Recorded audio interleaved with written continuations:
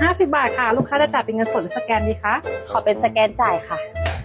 ลูกค้ารอสักครู่นะคะพอดีเครื่องมันนานแล้วแป๊บนึงนะคะมันเก่าแล้วอะค่ะหลายปีแล้วไม่ได้ใช้พอดีเท่าแก่เพื่อเอามาให้ใช้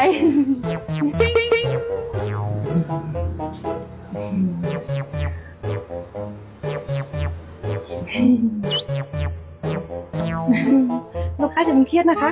เดี๋ยวฟังเพลงรอเนาะ